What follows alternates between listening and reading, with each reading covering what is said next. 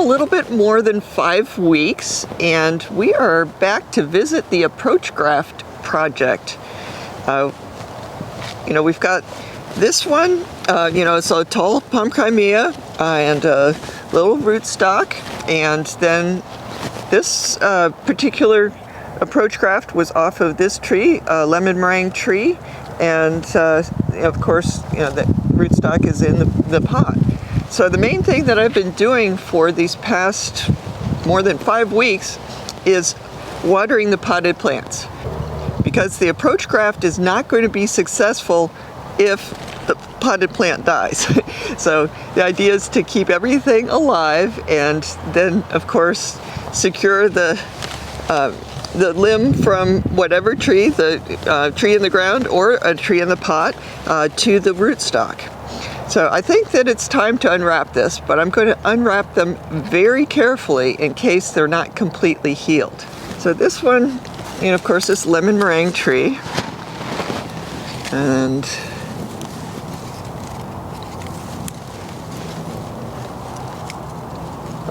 I guess I'm best off just to cut this. Normally I'd have a razor with me, but this should work out just fine. I tied this rather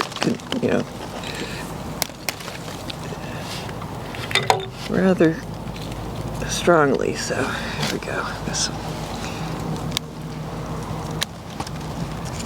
Once I get it going, it'll be good. Okay, looking good now. So what we want to see is healing between these two plants, and that certainly looks like it right in here. So I think this looks good to go. I'll finish unwrapping this. Let's see. Actually, I could just keep those on. Those are actually, I don't think there's any risk of them separating at these two, like pieces of these plants separating now, because it seems very well healed. But what the heck, I'll just cut this one right here, the bottom part. This is from the lemon meringue tree. Try and make it like it's a 45-degree angle going to the, okay. So now we have two tops to this plant. And the one top, of course, turpentine, might not be turpentine, I think that was another seedling. But we certainly don't need this one to grow, because what we're wanting is the lemon meringue. So I will do the same thing, cut the rootstock above where the graft is, and I see that the healing is all the way up to here. So even though this elastic strip is tying things together here, it's actually, the healing occurred further up also. So I'll make that angle cut there, about 45 degrees, and try and get it right as close there. And so there. Oops. I guess though, that's silly. Wasn't even thinking. I did 45 degrees the wrong way on this one, so I'm just going to trim this other one down to, let's see. So there. So there you go. Approach graft, and as I said, I'm just leaving this on. It will, dissolve or not dissolve. It will self-destruct in the sun. They are not meant to last forever, but in case there's any doubt, if there's any weak point at all, which I don't think there is, it'll be fine. That will hold it together. So anyway, approach graft from a tree to a rootstock. And so we'll go over, oopsie, sorry there, sweetie, to the other one. And this was the prom chimea, and doing approach graft to a 1-gallon plant. Put the potted plant on a table, and because of course the original prom chimea is pretty tall, this worked out. And then I found out that the wind actually likes to blow over these little trees, so I put bricks around them after the wind blew this one over. So anyway, I think that it didn't damage things too much, but it did get more movement than the other graft. You can tell that these elastics have been disintegrating.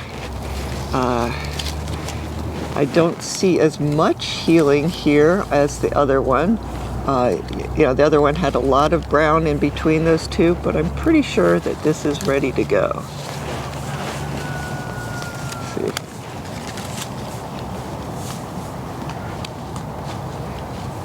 Certainly seems like it. I'm going to take all of this off in this case because I want to make sure that. There we go.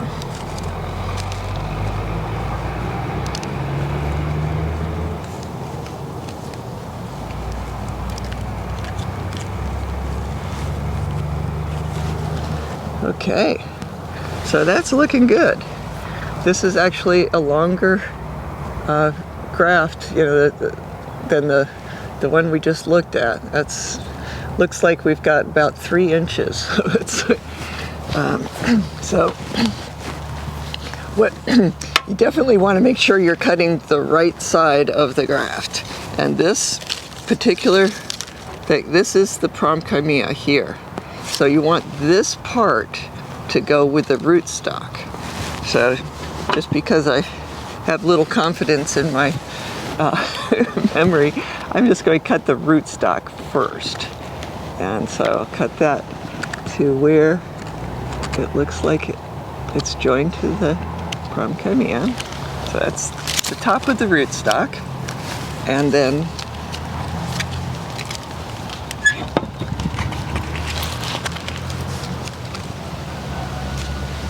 it looks like right here is the bottom of where it's attached. So I'm going to cut here. I think that's going to be right. Hopefully. Yes. So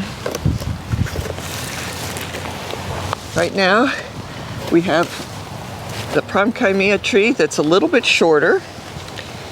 And actually I'm going to cut it down just because it'll make a better plant. I'm going to cut it down a little bit more. And then we have the new Promchimea that has this, this nice graft right here.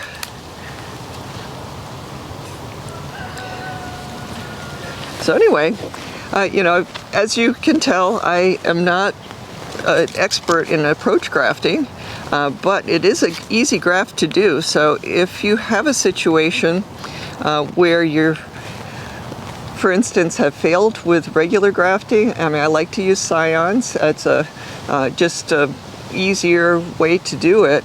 But if you're having problems with your grafts, you can try an approach graft. It's much more of a sure thing. It's just a little more cumbersome.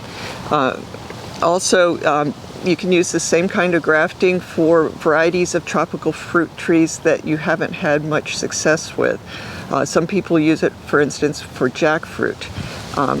But then I had one customer who actually had his mango tree that was near a fence, and he used approach grafts because he could just hang his pots from a fence and do the approach graft onto the hanging pot, and it worked out great for him. So anyway, that's approach grafting. It's a handy graft to be aware of. It's easy to do, and so the main thing is it's a little cumbersome. You have to take care of the plants, like if they're next to a tree, or if you have a potted plant that's a different size. You have to make sure that the plants do survive, but you do get a grafted plant at the end. And then one last thing, don't forget to label your plants. I don't even have a marker with me, so I'm going to need to remember that this one was the Promchimea, and this one, nope, I did it wrong. I already did it wrong. See, this long skinny graft is the prom Gymea. That one lined up great. This one is the lemon meringue. So the first thing I'm going to do as soon as I leave here is mark this with an LM and this one with a PKM.